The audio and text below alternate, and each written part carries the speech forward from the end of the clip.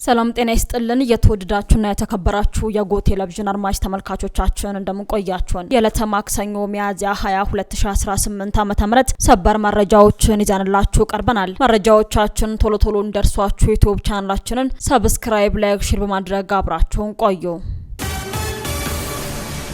ህወሓት በዚህ ሳምንት ለትግራይ አዲስ ፕሬዝዳንት ለመምረጥ ዝግጅት እያደረኩኝ ነው ሲል ተናገረ። ጠቅላይ ሚኒስትር ዶክተር አብይ አህመድ ከሁለት ሳምንታት በፊት የትግራይ ጊዜያዊ አስተዳደር ፕሬዝዳንት ሌተናል ጀነራል ታደሰ ወረደን የስልጣን ጊዜ ለአንድ ዓመት ማራዘማቸውን ተከትሎ ህዝባዊ ወያነ ሓርነት ትግራይ ሹመቱን እንደማይቀበለውና ከጦርነቱ በፊት የነበረውን መንግስት ለመመለስ መወሰኑን መግለጹም ይታወሳል። በ2012 ዓ.ም የነበረውን መንግስታዊ መዋቅርና ምክር ቤቶችን ለመመለስ ባለፉት 10 ቀናት ውስጥ ከድርጅቱ ስራ አስፈጻሚ ኮሚቴ ጀምሮ የማዕከላዊ ኮሚቴ፣ የዞን፣ የወረዳና የከተማ ምክር ቤቶችን ስብሰባ እያካሄደ ይገኛል ተብሏል። ህዝባዊ ወያነ ሓርነት ትግራይ ህወሓት በመጪው ሚያዝያ 23 2018 ዓ.ም የክልሉን ምክር ቤት ስብሰባ እንደሚያካሂድና አዲስ ፕሬዝዳንት ለመምረጥ ዝግጅት እያደረገ መሆኑም ተሰምቷል። አዲሱ ፕሬዝዳንት ማን ሊሆን እንደሚችል በእርግጠኝነት መናገር ባይችሉም የድርጅቱ ሊቀመንበር ደብረጽዮን ገብረ ሚካኤል፣ የጊዜያዊ አስተዳደሩ ምክትል ፕሬዝዳንት አቶ አማኑኤል አሰፋ ወይም በፕሪቶሪያው ስምምነት ወቅት አንዱ ተደራዳሪ የነበሩት ዶክተር ፍስሐ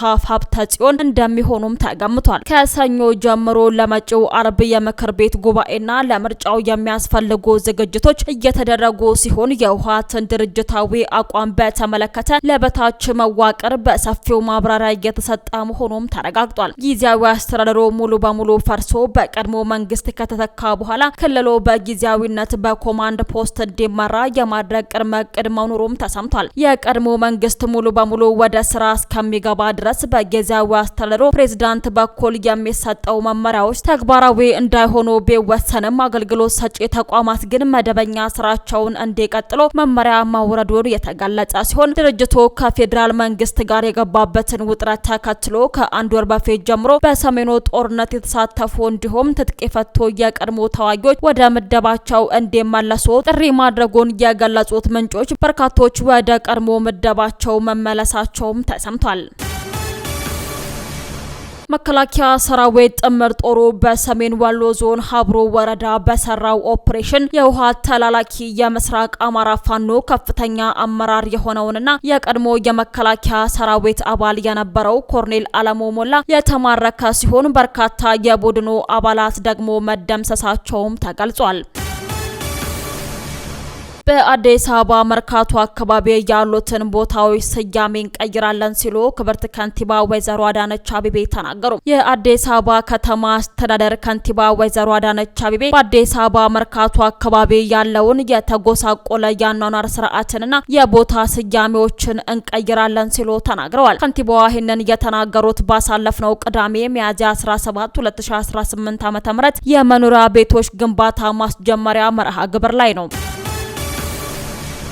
የሆሮ ጉድሩና አዋሳኝ አካባቢዎችን ጸጥታ በማረጋገጥ ለልማት ምቹ ሁኔታ እየተፈጠረ እንደሚገኝ ተገለጸ። የኮሮ ከፍተኛ አመራሮች የዞንና የወረዳ አመራሮችን ጨምሮ የአካባቢው ነዋሪዎች የተሳተፉበት ህዝባዊ ውይይት ተካሂዷል። የማዕከላዊ እዝ አንድ ኮር በሚገኝበት ሆሮ ጉድሩ ዞን የሚገኙ ወረዳዎችን ሰላም በማረጋገጡ አካባቢውን ለልማት እንቅስቃሴ እየጨመረ መምጣቱ በውይይቱ ላይ ተገልጿል። ውይይቱን የመሩት የኮሮ ምክትል አዛዥ ለኦፕሬሽናል ኮርኔል አስጨናቂ ጽጌ በአካባቢው የአሸባሪው ሸኒና የጽንፈኛው ቡድን ህዝብን ከህዝብ ለማጋጨት ለመሞከር ባለፈው የተደራጀው ዘርፉና ስርቆ ሲፈጽም መቆየታቸውን አስታውሰው ህብረተሰቡ ከሰራዊቱ ጋር ባደረገው የተቀናጀ ዘመቻ የአካባቢው ሰላም መመለሱን ተናግረዋል። በአካባቢው የልማትና የእድገት እንቅፋት የሆኑትን ቡድኖች ለማጥፋትና ህዝቡንና አመራሩን አንድነታቸውን አጠናክረው ለማስቀጠል በትብብር መስራቱ ተጠናክሮ መቀጠል እንደሚኖርበትም ተገልጿል። የሆሮ ጉድሩ ወለጋ ዞን የአካባቢ ጥበቃ ኃላፊ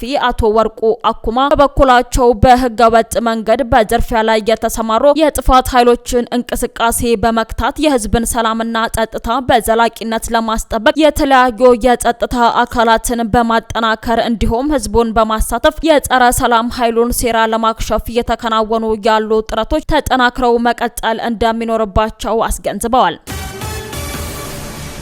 ተቆጣሽኝ በሚል ምክንያት አክስቱን የገደለው ግለሰብ የሞት ቅጣት ውሳኔ ተላለፈበት። በለሜ ኩራ ክፍለ ከተማ ወረዳ 6 ክልል ልዩ ቦታው ኢካ ሳይት ብሎ 705 የቤት ቁጥር 59 ውስጥ መስከረም 27 ቀን 2017 ዓ.ም ከምሽቱ 4 ሰዓት ነው ወንጀሉ የተፈጸመው። በአካባቢው ላይ የሟቿ ማንነት የማይታወቅና የተወሰነ የሰው ቅሪተ አካል በመገኘቱ ከአካባቢው ነዋሪዎች ለፖሊስ ጥቆማም ይደርሳል። ፖሊስም የደረሰውን ጥቆማ መነሻ በማድረግ የሟቿን ማንነት ለመለየትና የወንጀል ፈጻሚውን ማንነት ለመለየት በተደረገ ጥረት በሰዓታት ውስጥ ሟችን መለየትና በወንጀሉ የተጠረጠረውን ግለሰብ በቁጥጥር ስር ሊያውል መቻሉን የአዲስ አበባ ፖሊስ ጠቅላይ መምሪያ የወንጀልና ትራፊክ አደጋ መምሪያ ምክትል ጠቅላይ መምሪያ ገልጿል። ፖሊስም በተከሳሽ ሻምበል ሙሉጌታ ላይ በተደረገ ምርመራ ሟች ወርቅነሽ ኃይሌ የተባለችው የ36 ዓመት ጎልማሳ ስትሆን በጉምሩክ ኃላፊነት የስራ መስክ ላይ እየሰራች የነበረች